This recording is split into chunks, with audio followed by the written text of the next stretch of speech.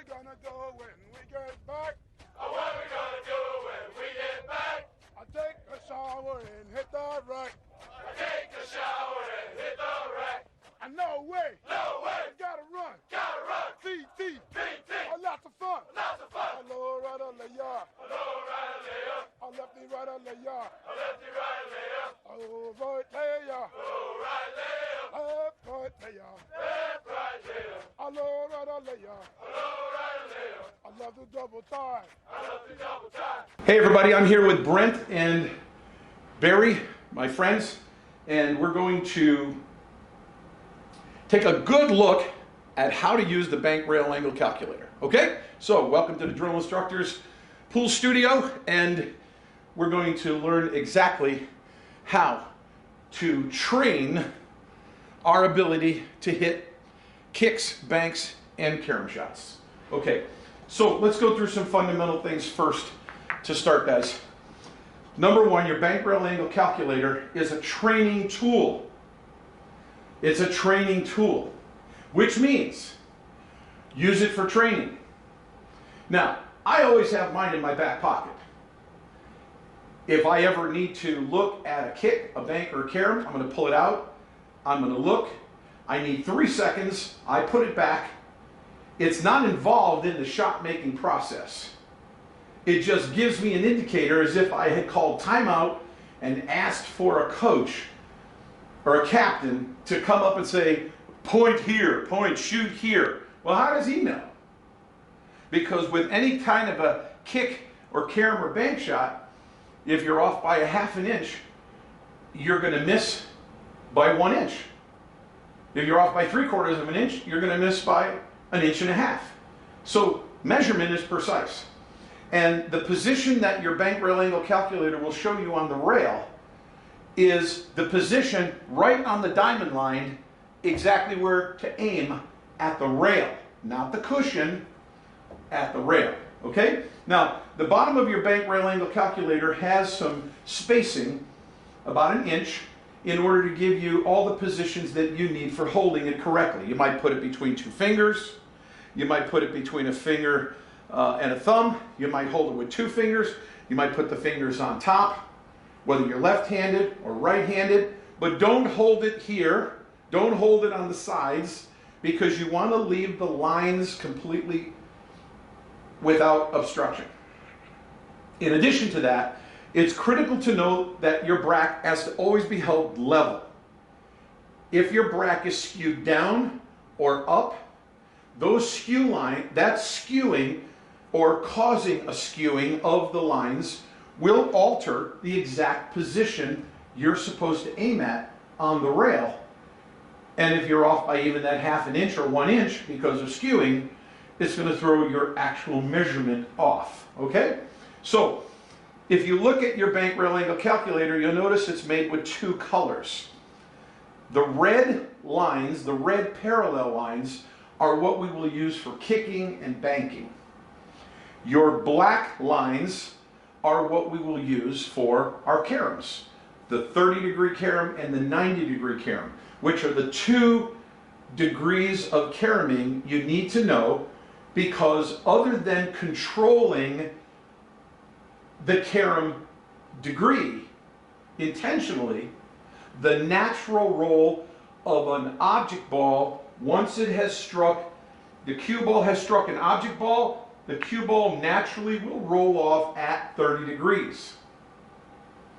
The other alternative, which is the exact extreme opposite, is anytime the cue ball hits the object ball at skid, stun, stop, or what I refer to the drill instructor way is with 0 spin.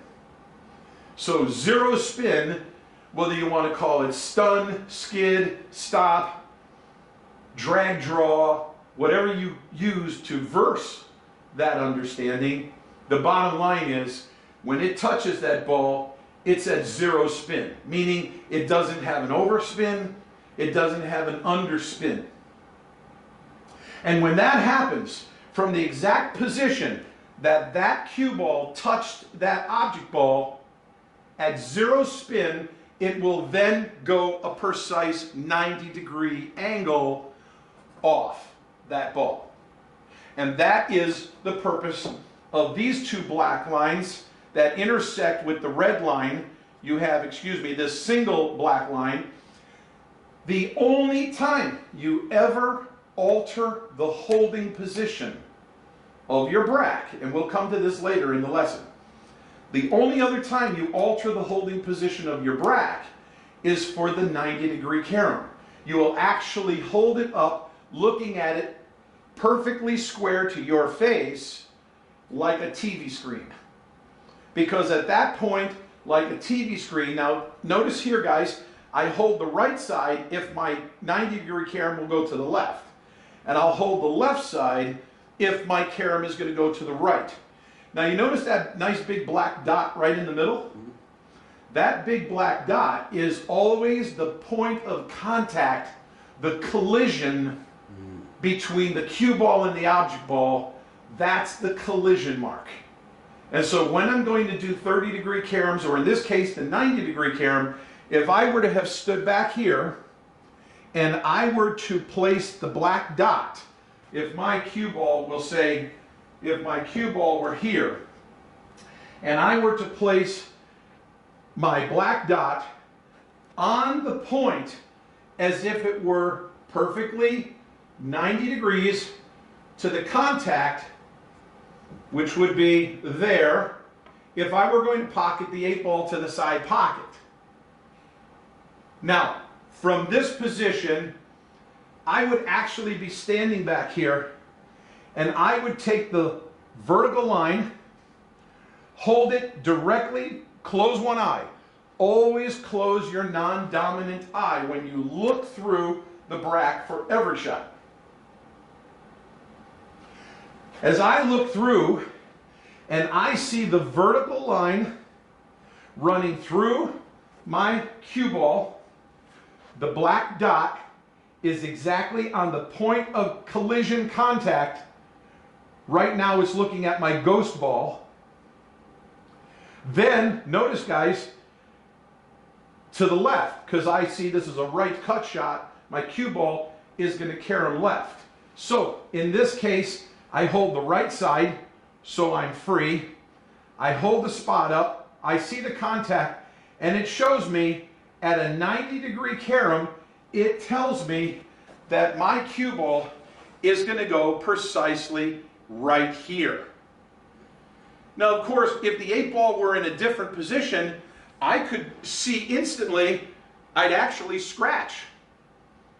And that's going to give me the intent information that I need, that intelligence, to determine I really should put a little top or a little bottom, but don't hit it with stun or zero spin at contact, at collision, or I'm going straight. Now, remember with my M1A1 cue, the reason that your B.R.A.C design is right on the cue is because then in competition, where they don't want you to be able to use this in case they say you're not allowed to use that, which there's no reason why they couldn't. There's no more reason you shouldn't be able to use this than you're not allowed to wear glasses, you're not allowed to use a cue extension, you're not allowed to use a bridge. Well, for crying out loud, you shouldn't even be allowed to use chalk.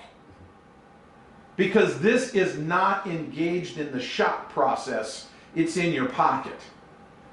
And if they tell you, well, you have to use your fingers or use your cue stick, well, if you go through the drill instructor's 52 advanced shots book in the defensive pack, every single complex shot you'll ever want to know, kisses, caroms, pushes, throws, banks, every kind of diamond system from 1 to 5 rails, there's 7 1-rail systems, 7 2-rail systems, everything is covered in addition to how to do your 30 and 90-degree carom calculations, either using your cue or using your fingers.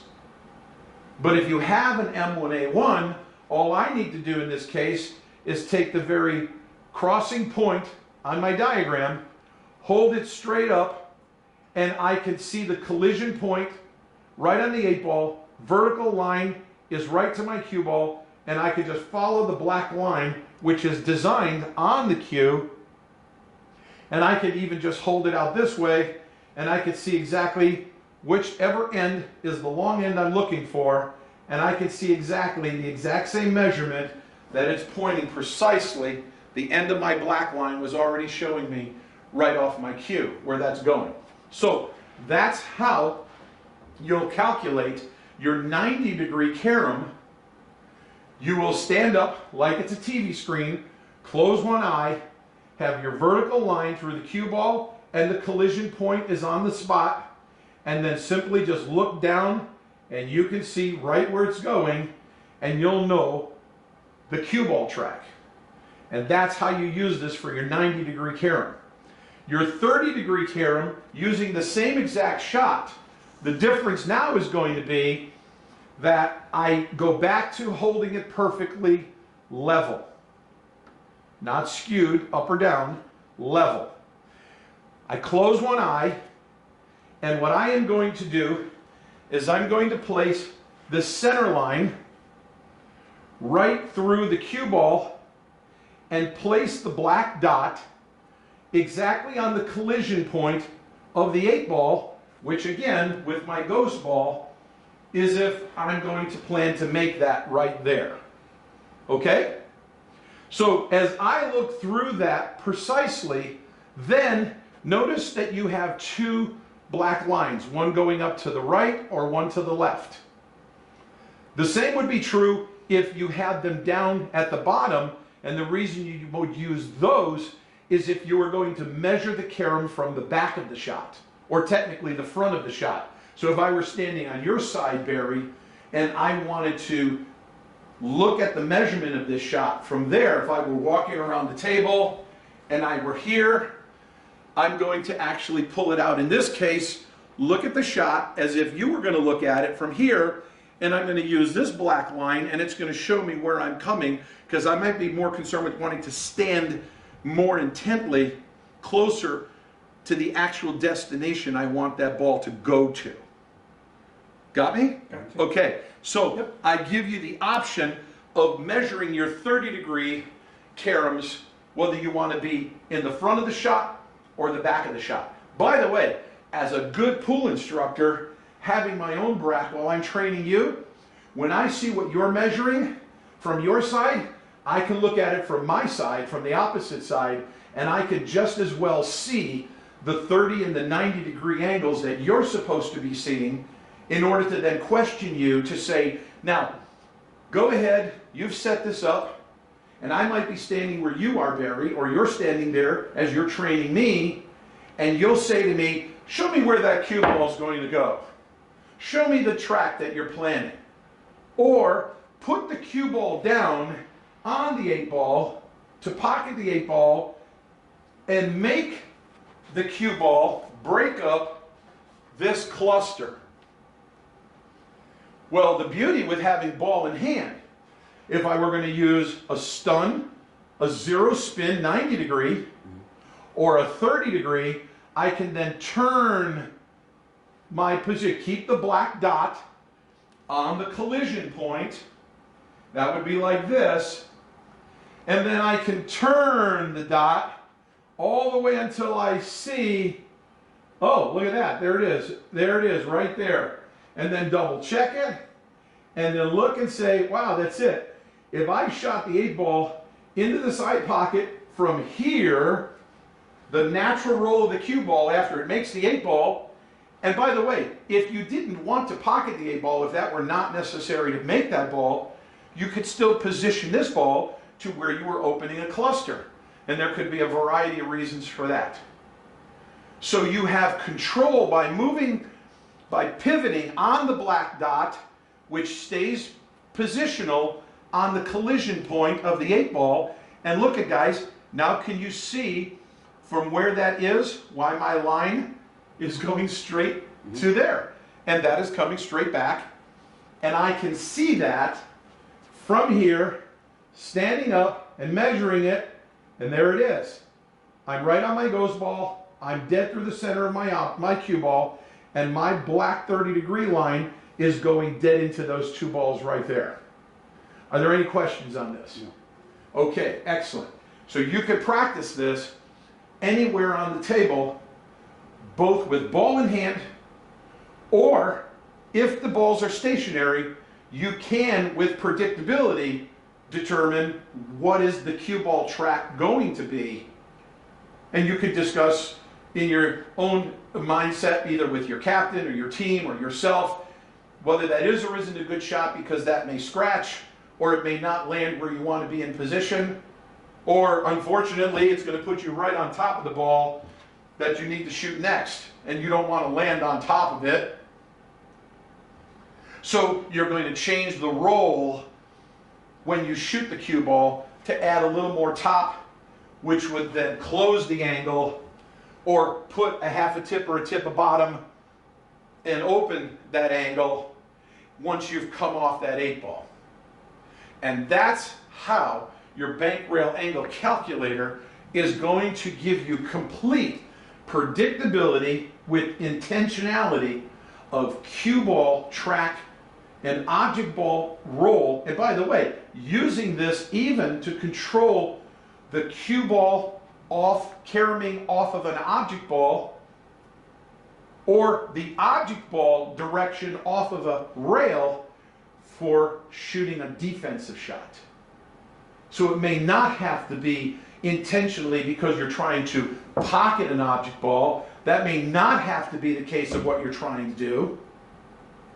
It may be for a place where you want to position that object ball, which might be behind a cluster of balls, especially in a rotation game like 9-ball or 10-ball, where it's important to sometimes play safe. Hide the object ball or hide the cue ball. And that is fundamentally where your B.R.A.C, both in training and of course in competition, once you've become proficient with holding it, pulling it out, stepping back to whatever the distance is. If you step back from the table, you might be able to push it further away. If you have to be closer to the table, you might have to pull it much closer in order to get the positions of the lines to be where they need to be. That is completely your discretion based on the availability of your space. Other tables are around you. Other players could be potentially in the way, or you may have beautiful open space and you could be comfortably at a distance that you wish to be at. Okay? No way! No way! If you're going to shoot a one-rail kick shot, whether it's the length of the table or the width of the table, it's important to memorize one word. That word is the word mirror. Like a mirror, okay? So, the word mirror, one word for one rail kicking. Now I'm going to show you two ways that actually works. So in this case, what's going to happen is, here's my cue ball, and I need to kick this 8-ball into the corner pocket because my opponent has blocked my shot, and I can go the side rail of the table, which is the shorter distance, or of course I can come the length of the table, which is a much longer distance. Now keep in mind, if I go the length of the table, I will usually have a much greater margin of leniency for error, because I can easily slide down off the rail, come out, and at any point where I kick this ball, it's going in the hole. There is less leniency for error when you shorten the distance to the side rail, because hitting into any one of these will create a harsher angle. So you do always need to make that choice. I strongly recommend you practice both, because your opponent could just as well be there, and now you can't go that way anymore. You must go that way. So be capable of going any direction with your one rail kick. And you'll also need to know how to shoot your one rail kick with your level cue, as well as if you had to be raised up, like in this case, now you're shooting over the 1-ball, you'd have to be sure, because to even be as much as a quarter tip to the left or to the right of center, you're going to masse the cue ball. You're going to spin it out, and it's never going to take the natural roll that the bank rail angle calculator showed you. So that's a very little extra important caveat that gives you information. So I intend to kick and pocket this 8-ball. And so the one word that I have to memorize, what's the word, gentlemen? Mirror. Mirror. The mirror of the 8-ball is right there, directly across. Now what's important to recognize is that your mirror always runs precisely on the cushion. It never comes off the cushion. If the 8-ball were here, then this is the mirror. Now, Brent, continue to follow me. If my 8-ball was here, where's my mirror? Good, good, good. Okay, I'm with you. So that would be the correct mirror. So wherever this ball moves, that mirror follows it up or down the table until it's precise, and there is the mirror of the 8-ball. One last thing I need to teach you. Where is the diamond on a corner pocket? It's right there on the very front lipping edge, about a ½ an inch, depending on the cut of the pocket. It could be up to 1 inch. It could be right at the lipping edge. Right there is the diamond of the corner.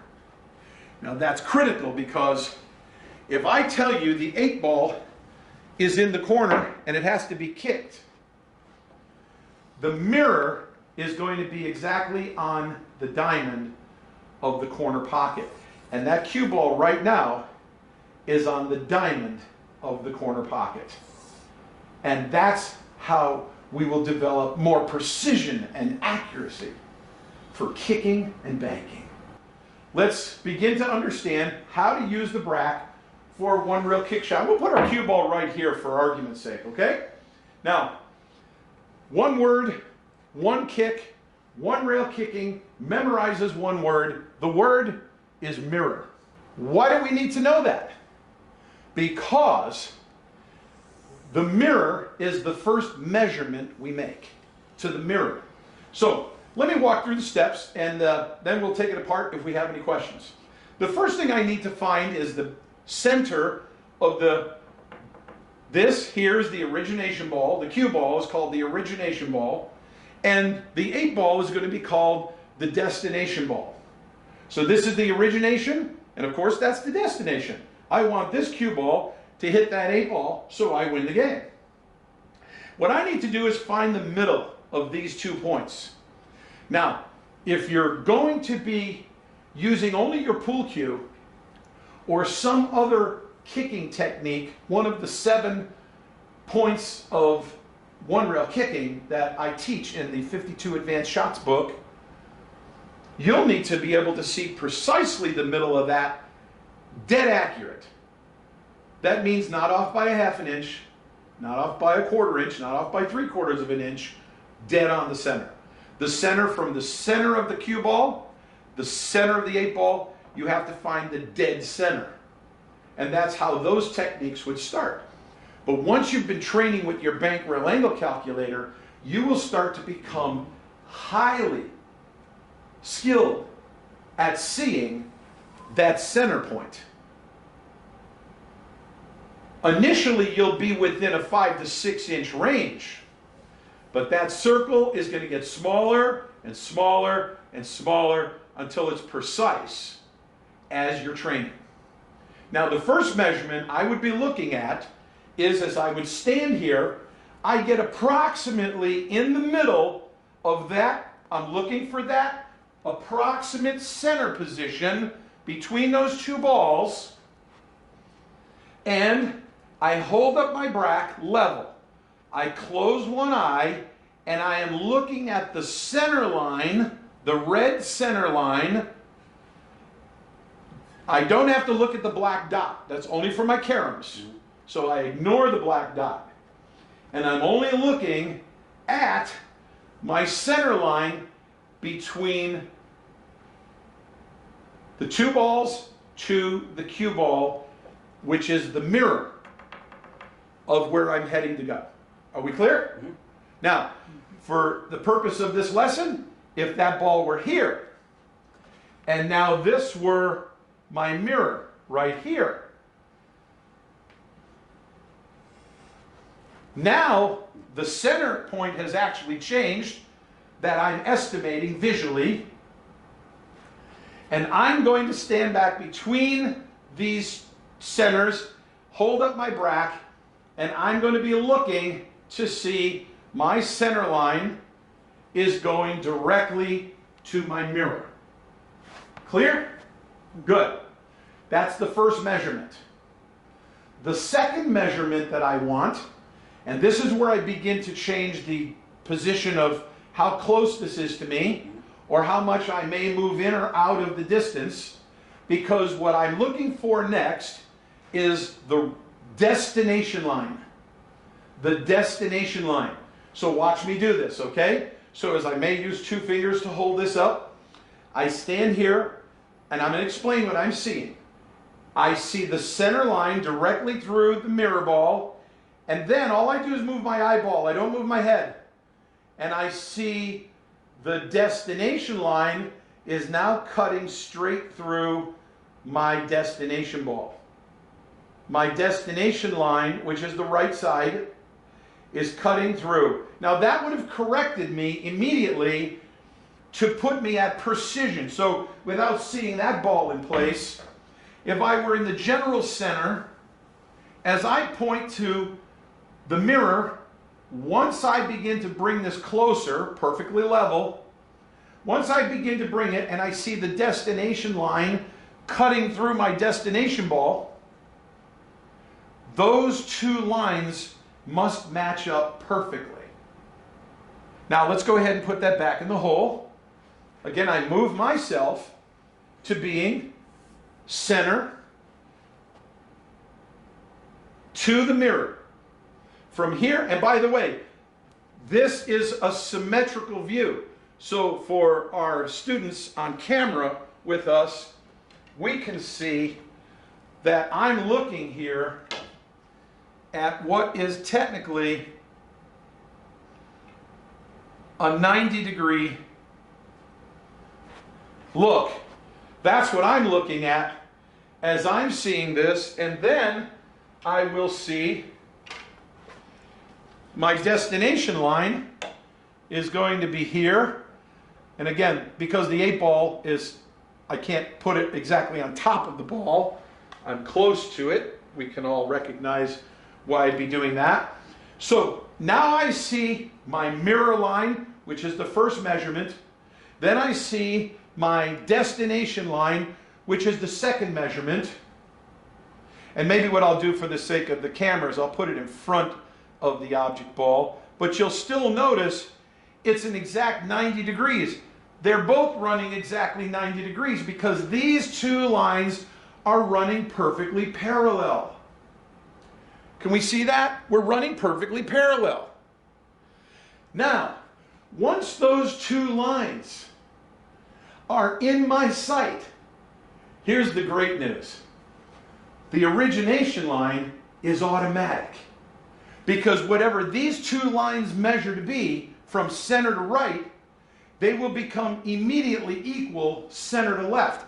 And what will happen is my visual will show me right here the third. These are my 3 red lines that I see, and they're all precisely 90 degrees like this. Now let me go ahead and redo that. I moved my cue ball, and everybody can see how that works. Wow. So let's do it. Let's do it right here with the, let's do it right here with, I could put my cue about center and get an idea where I want to be. Then I can hold up my B.R.A.C. I see center. I see my destination. And there it is.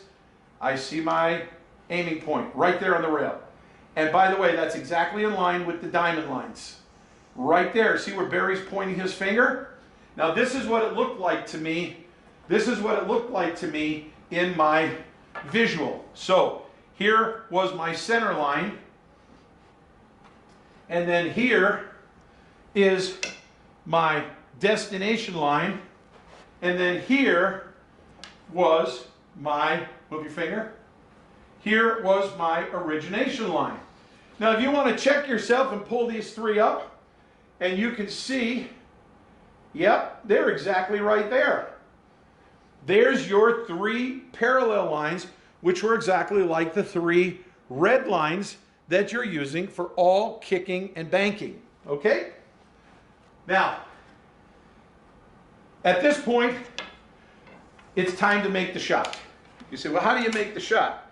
Well, the answer to that is you don't want to spin the cue ball to the left or to the right, because obviously if you spin the ball to the inside, it's going to change the angle, or to the outside, it's going to change the angle, and you won't have a natural roll. And the best way to get the natural roll is to hit the cue ball at a half a tip above center, so from the point of striking it, the ball is naturally rolling.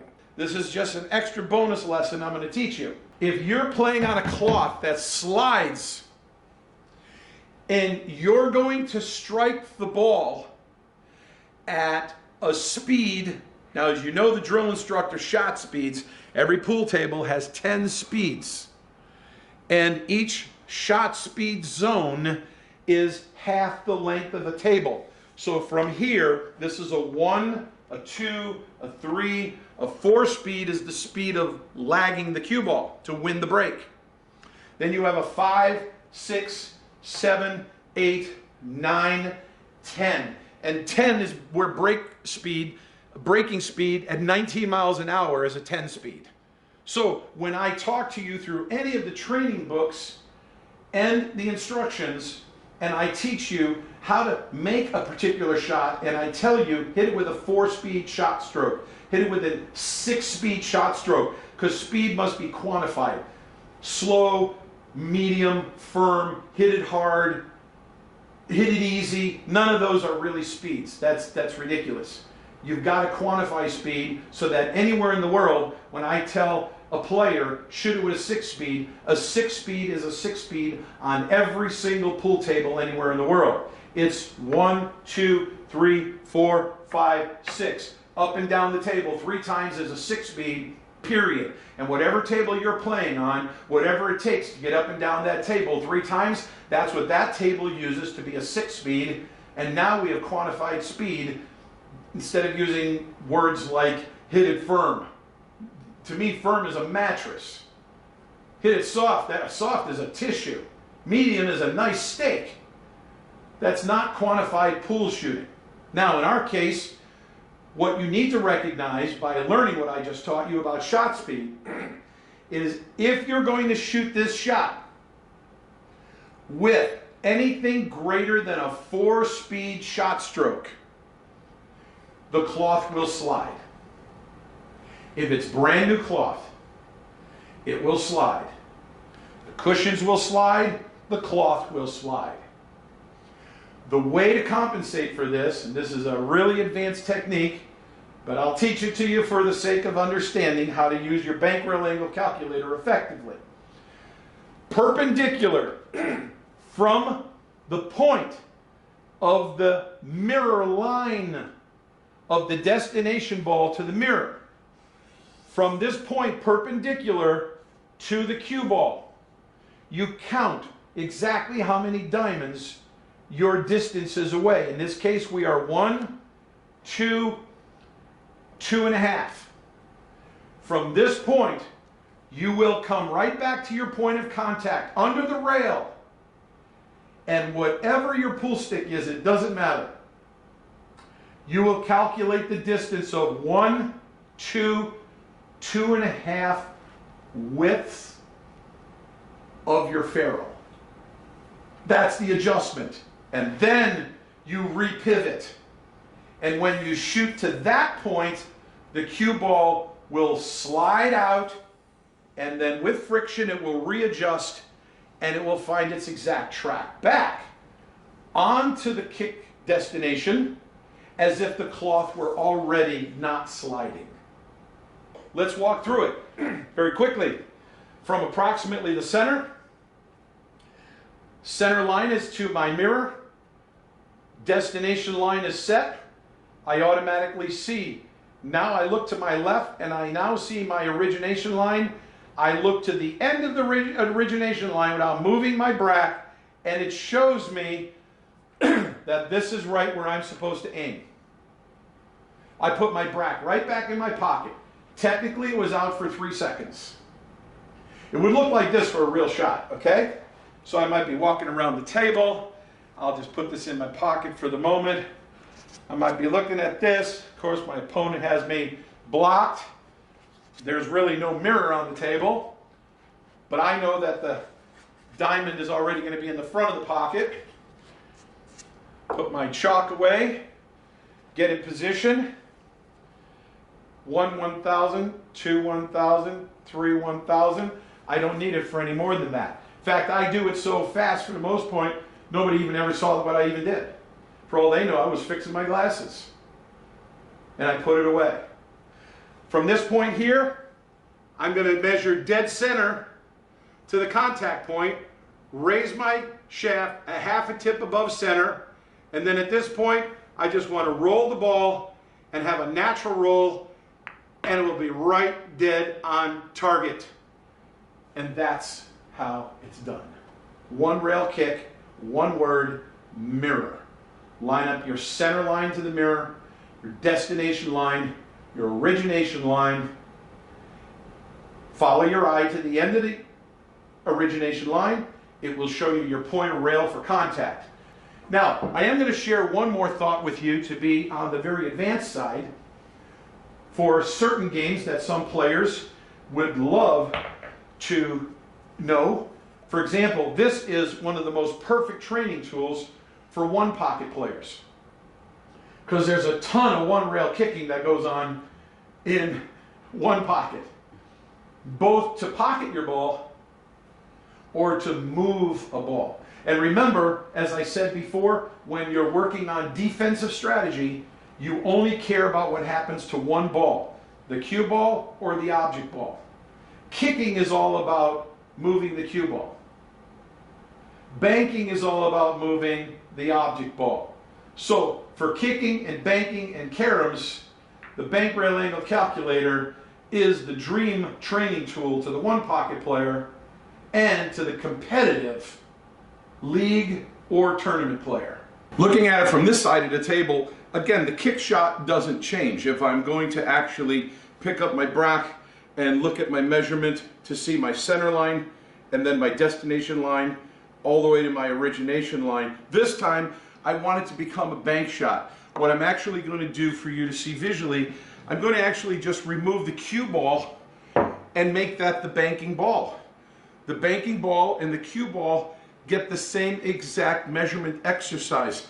And what's going to happen, regardless of where the cue ball is here on the table, I'm going to measure to the actual diamond of the corner pocket. That's the point that I'm looking at through my destination line. So as I step back and I measure, I'm measuring from the center to the mirror.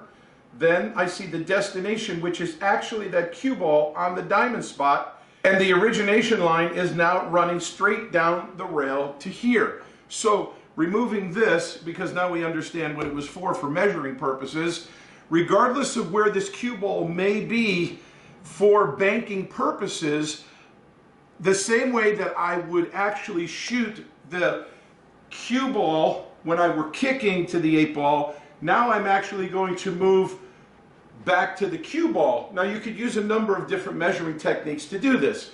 You could use a ghost ball technique and then pivot back to the cue ball, or you could sight it with whatever other aiming system you're going to use, especially if you're using the winning ball aiming system, but you're still going to make the cue ball contact this point with one tip of bottom. This time, instead of one tip of top to get the kicking ball rolling, we're using one tip of bottom, and at that point we're doing that in order to get the banking ball rolling on the takeoff. So we measure in to the same point that we'd be kicking to, and then we just release the shot and we make the bank.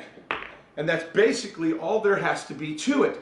So the same rule that you use for kicking, where you have center line, destination line, origination line. This time we put the banking ball, center line, destination is still to the diamond of the pocket, then origination line. And then at whatever point, wherever your cue ball is, it's only necessary to make the aim to the point of what is the actual origination line, which is the banking ball. The advanced pool player sometimes knows he wants to hit the ball there and pocket it. He also wants to know maybe how to hit the back of the ball and get it out of there. The beauty of this, and this is what you practice, is you practice setting your destination line over the mark of the 8 ball. From back here where I'm looking, you set the destination line on the point of the 8 ball where you actually want the collision of the cue ball to strike. And that will automatically recalibrate the cue ball track, the origination ball, to the contact point. So, for general practice purposes, as your basic learning, always cross your destination line right through the heart of the 8 ball, and your origination line will automatically be through the heart of the 8 ball. But when you move that destination line to the front or the back of the ball, that's going to change where this ball finds its point of contact. There are some shots where if you had to kick at this 8 ball and your cue ball were here and you had to make a 1-rail kick, and now you need to find the center of that. You see where my center is? That's the center line. And then I find from there, I find my destination line, right? And then from there, I find my origination line. Now, assuming that those 3 are right, look, wow, look how far back I gotta get. Whoa, there it is. But I do see it. And technically, the measurement told me I really need it to be right there. The point I'm going to make is there might be times where the distance you're looking at is actually further than the line extends. It's further. You'll have to use your intelligence to recognize that for width or for length, this ball might be in a position where it's not in the red line, it's past it. And you'll need to make sure you see the destination to that with figuring that. And you should be able to, because we're pool players. Hello, brother, Leo. Hello, right, Leo. Left and right, Leo. 2-rail kicking, because this, of course, is one of the greatest culprits of causing pool players to have to give up ball in hand. But the bank rail angle calculator is the only one that gives you precise, mathematical, immediate result, which will train you to actually know that any of the other ones you're practicing for manual execution is actually accurate. That's why it's such a critical training tool, because it's your coach to correct you that you got it right. Now, that said, because we're going to do 2-rail kicking, just like 1-rail kicking memorizes one word, mirror, 2-rail kicking memorizes 2 words. And those 2 words are passing, pocket. Say that with me. Passing pocket. You say, what do you mean by passing pocket? Well, what that means is in a typical 2-rail kick situation, and once again, we're going to say, well, okay, maybe I'm blocked here, and maybe there's a blocker ball here. See, that's why I can't do a one rail kick now. I need to come into this ball from backwards. And the passing pocket is the pocket the cue ball will pass in front of. The passing pocket is the pocket the cue ball will pass in front of when it's on its final destination track to hitting my object ball. Okay? So, removing these two balls for the moment so we can visually see. Once again, I'm going to set up the 8 ball here. Let's go ahead and set up the cue ball here. I'm going to find approximately the middle of these two balls, close enough. And this time, instead of pointing to the mirror for one rail kicking, this time I'm going to point to, say it, the passing pocket. That becomes my new center line. And that's the first line I measure, just like one rail kicking, I measure to the passing pocket, which means I'm automatically putting my stick on the diamond point of the corner pocket. Got me? Good. Now once I've done that, the second measurement is still the same for a 2 rail kicking as it is for a 1 rail kick. You go to the destination ball second. So once I step back here and I look and I see my center line is exactly crossing of the passing pocket point, that is the diamond of the passing pocket, let me call it that. Then I pull it up until I see, there it is, there's my destination ball, and there is my destination track, right there, okay? Exactly the same as for 1 rail kicking. With 2 rail kicking, the minute I set up my center line and my destination line, my cue ball track line, my origination ball line is automatic. So from here, when I set this up and I look at it and there's my center line, there's my destination line, automatically I get my origination line. And there once again are my 3 red parallel lines. There are my 3 parallel lines.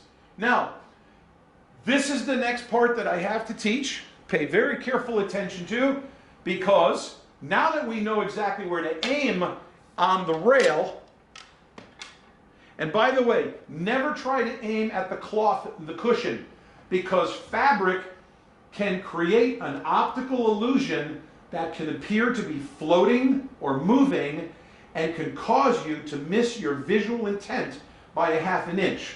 Plus, you're not allowed to take your stick and go like this and put a mark on the rail, because that would be highly frowned upon by your opponent as well as the referee, and will probably cost you your match. If not the match, probably at least a shot for ball in hand. And of course, if you're playing a good player and he runs out, that's what could cost you the match. By the way, one more tip. In most tournaments or most league play, you can't lay your stick on the table. So you can't go like this, because if you lay your stick on the table and remove your hand, that's a foul. In most leagues, in most tournaments, if you lay your stick on the table and remove your hand during play, that's a foul, and you will give up ball in hand to your opponent to come into next. Got it? So don't take your hand off your stick when you're working on the table with your cue. Just thought I'd throw that in there for you. Now, what I need for you to learn at this particular point is a very important lesson, and I want to be certain that you don't accidentally perceive what I'm about to say as condescending or too basic. So I want to go through a couple of basic things in such a way that are going to help our beginner players, but especially give an important instruction to know what English do you apply to the cue ball when you're shooting 2 rail kicking. Because 1 rail kicking only requires a ½ a tip above center. So the fundamental rule I want to start with is this. Every pool table is made up of 2 perfect squares. Now I know that's the basic part, okay? But what's important to recognize out of two perfect squares is it's important to recognize in one of those squares is the destination ball. The destination ball. And whatever pocket that destination ball in, if the destination ball is in, for our lesson, it's in this pocket. Anytime the cue ball shoots into the direction of the destination ball, it uses running English. Anytime the cue ball shoots away from the destination box, it uses helping English. And I'm going to teach you what running and helping English, technically, what they really are. So I want you to get this.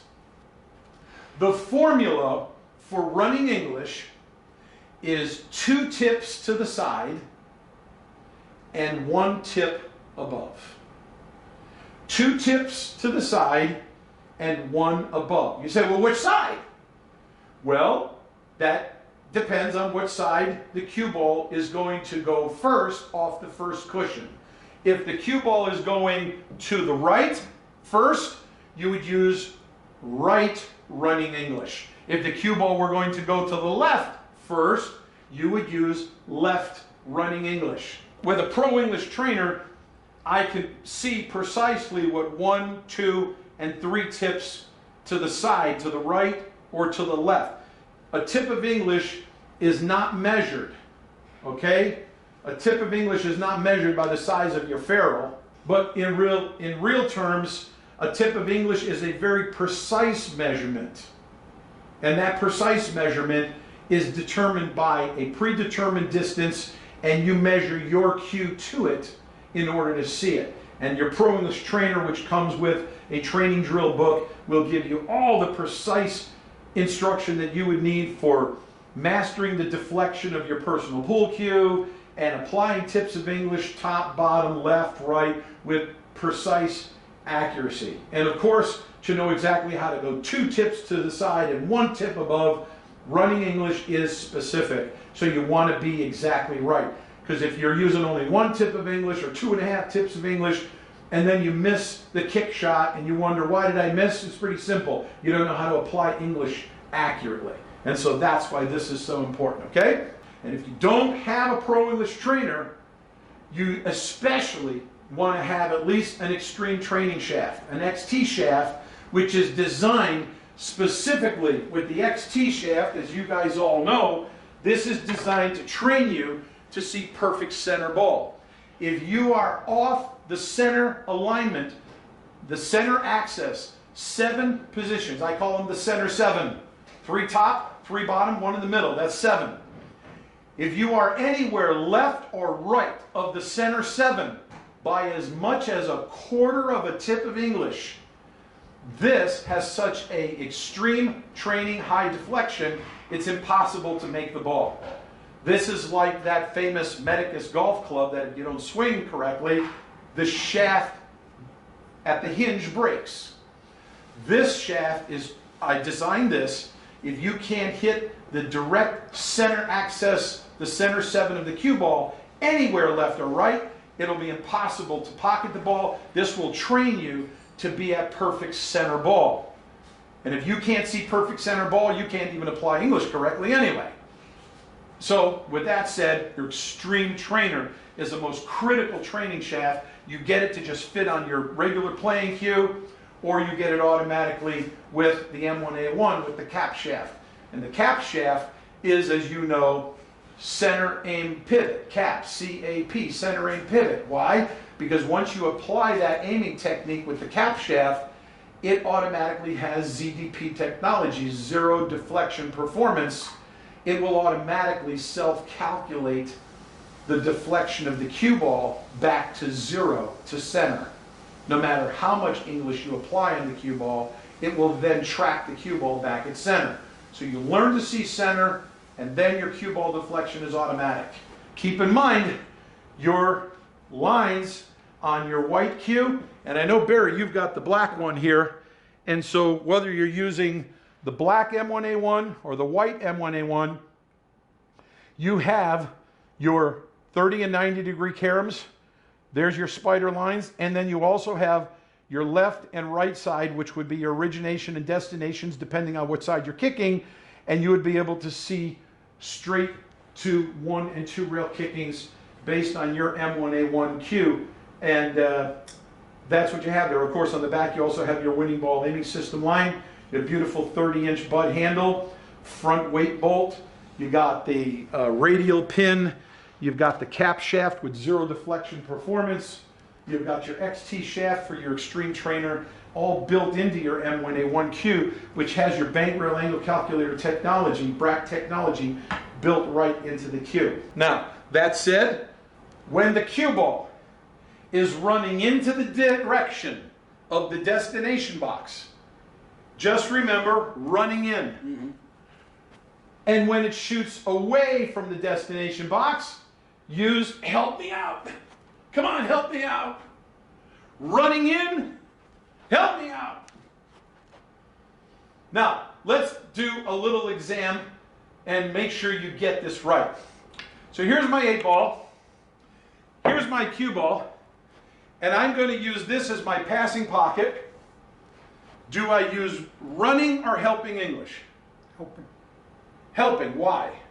Because you're trying to bring it up higher to hit it. Okay, what box is my destination ball in? This box, right? Not this box. Yeah. Running English. If I shoot this way, which way am I now? Running. Right, exactly. And I'm really glad you brought it up that way, Barry, because now everybody gets it. Running in is, for now, let's do it different. Now, what if my 8-ball's here? And my cue ball's here. And this is still going to be my passing pocket. I'm going to come down the rail, and hit the... Now what do I use? Running. Because I'm still shooting into the direction of the destination box. So whether the cue ball is in front of it, behind it, if it's shooting in the direction of the destination box, you're running in. Good? Now, the 8-ball's here, cue ball's here. This time I'm going to shoot here, here, and come back and hit it. I'm shooting out of the destination box. Help me out, helping English. And if it's here, and I shoot this way, Still helping. help me out. Helping. And if it's here, and I shoot this way, Helping. anytime you're shooting in the direction that goes out of the destination box, you help me out. So what is the formula for helping English? If running English is 2 to the side and 1 up, helping is almost exactly the reverse. Helping English is 2 up and up 2, 1 English to the side, 1 tip to the side. And of course, the same way, if it's running into the right direction, right English, and if it's running to the left direction, it's left, okay? Remember, if you're shooting into the direction of the destination box, you shoot with running English. Yes. Remember? Running in, Helping out. helping out. Now in this case, if I were going to shoot this way 2 rails, would I use running or helping? This way you do running. You would think running because you could see the box. And of course, if I shot this way, you would think helping. But this is a very important rule. You have to know this rule, and this is a default rule.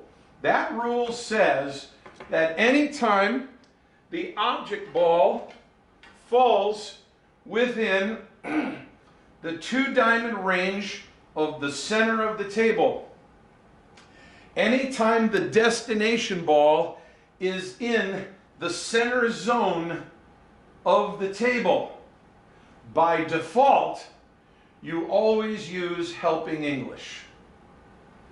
You do not use running English, whether I would shoot in this direction or in this direction. Now, as the balls are marked, we'll be able to actually shoot this and repeat this. So what I'm going to do for opening, to demonstrate this to you, we're going to shoot in this direction first. There's my center. I would point to the passing pocket. So, as I would point to the passing pocket, using my center line, I could see the center diamond, I could see the destination ball, the 2, and I could see the origination, the Q, and it tells me that I should aim directly at this diamond. Now, if I aim directly at this diamond with running English, from here, 2 tips to the side and 1 up, I'm never going to come anywhere close to that ball.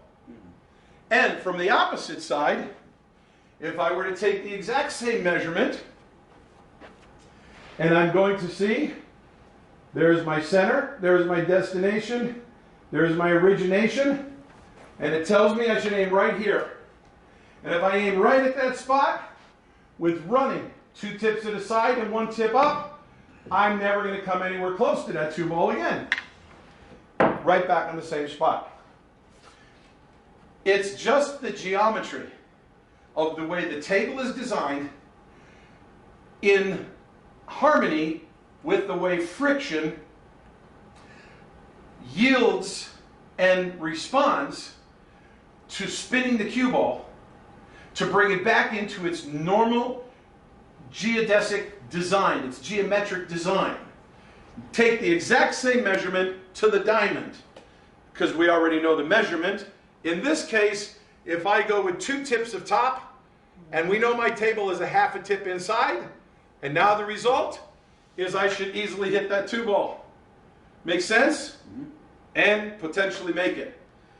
If we could go ahead and spot that 2 ball one more time on that spot, and one more time from this side of the table, we were measured here. If we take the exact same measurement with 2 tips up and only a 1/2 a tip to the inside, we take the exact same shot, and once again, we make the contact perfectly. So it's very important to remember that while we're running in or helping out, when the object ball lands within the 2 center diamonds of the center table, regardless of the direction you're shooting the cue ball, you then always result to helping English, and that will give you, and the helping English of that table, and that will give you the correct hit on that. Now, every pool table differs by a few basic points. And for our discussion, those basic points include, is the cloth brand new and it slides? Is the cushions dead? They have no life? Are they brand new? How about the cloth on the cushion? Is it saggy? You can almost pull it away with your fingers? Is it nice and tight and crisp? When the cloth slides,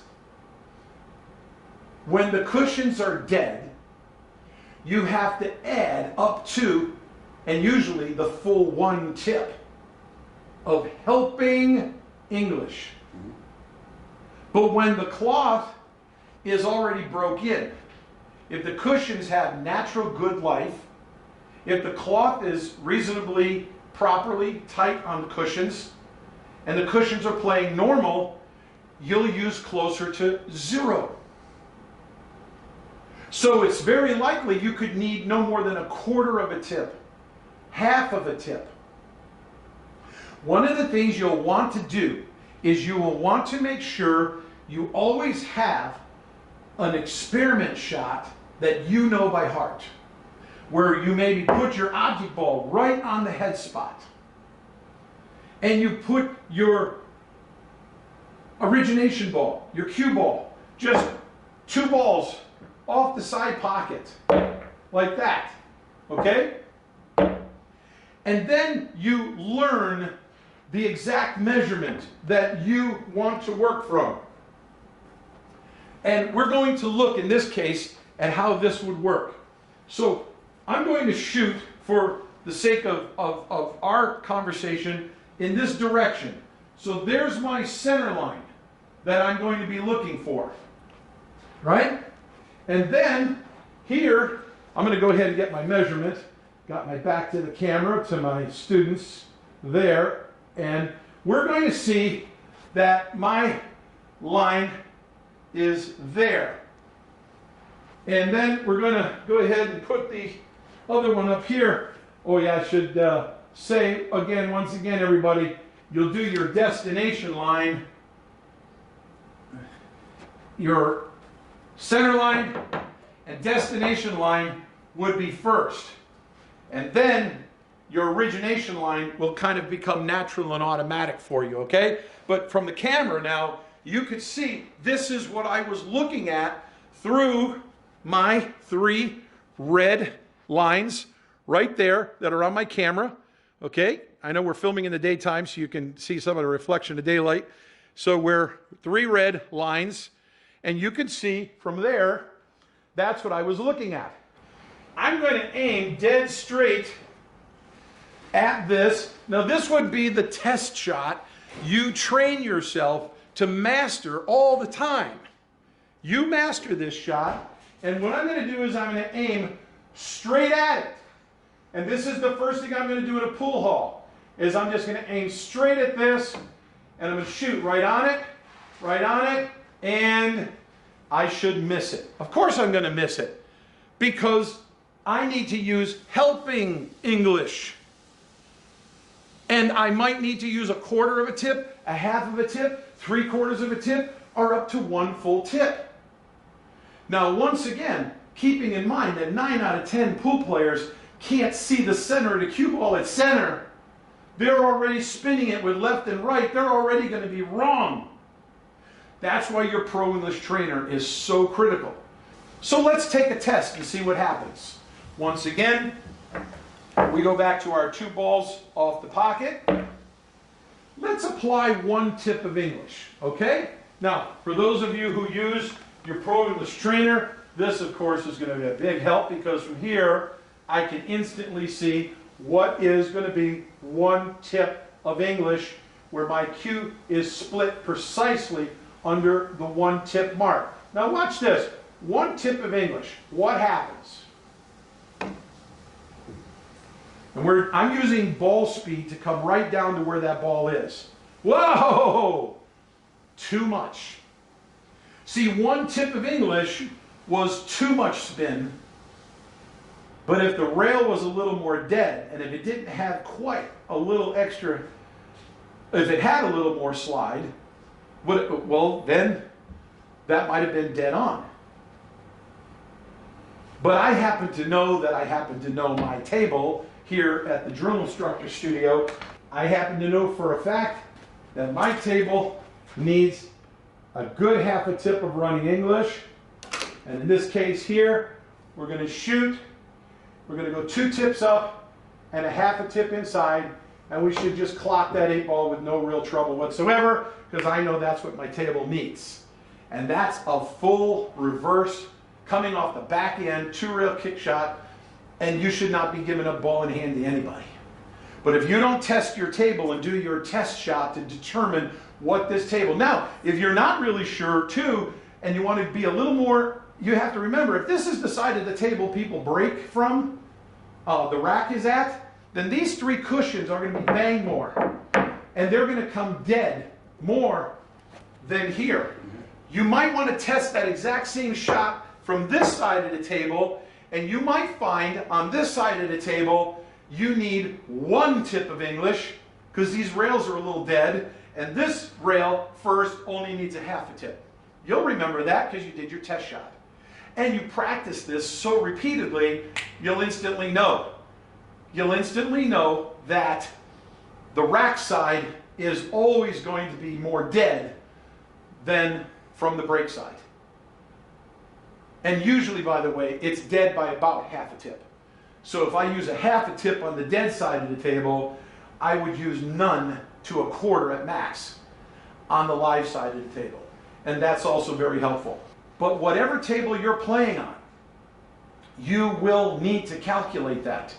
And then you will want to be sure you hit it with at least a 4-speed shot stroke so that your English takes natural from the rail.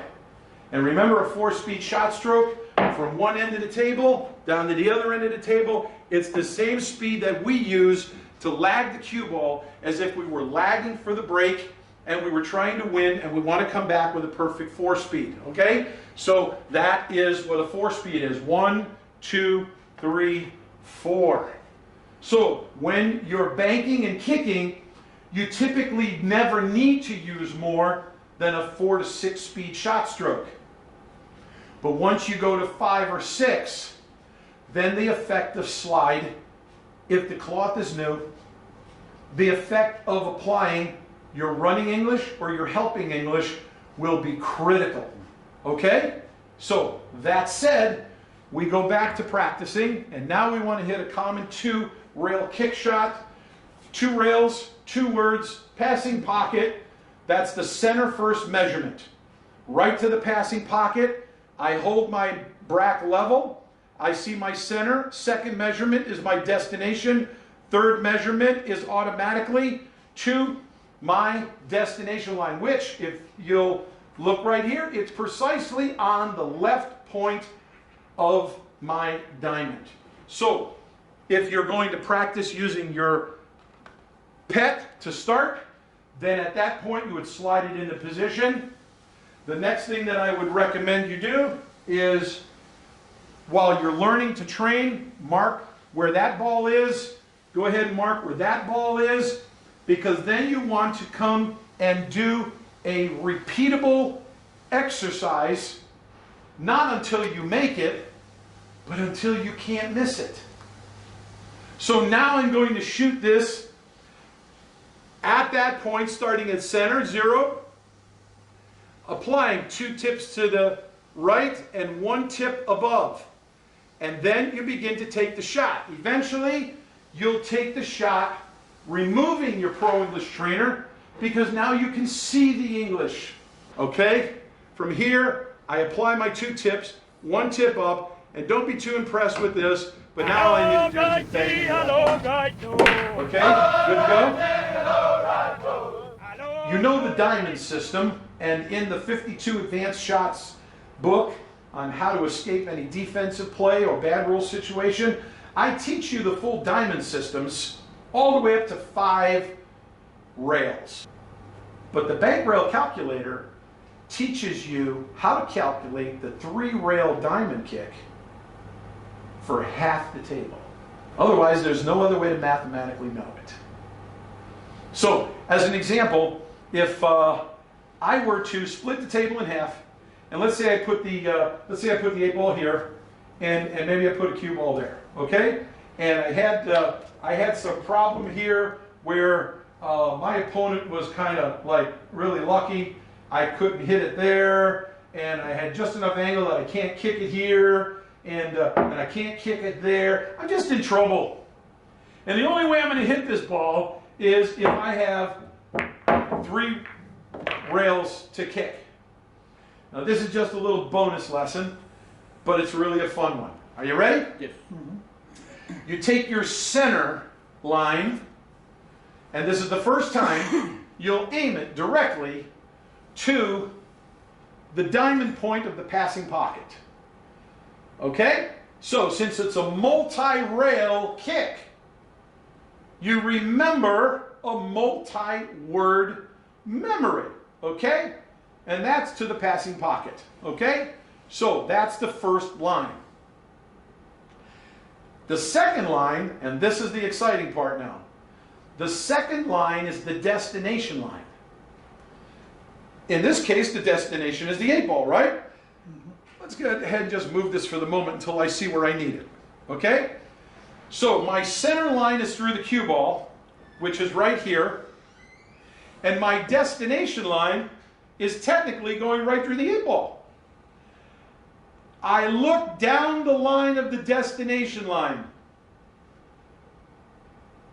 I look down the line of the destination line. And I discover there it is. I discover that that is the contact point right there.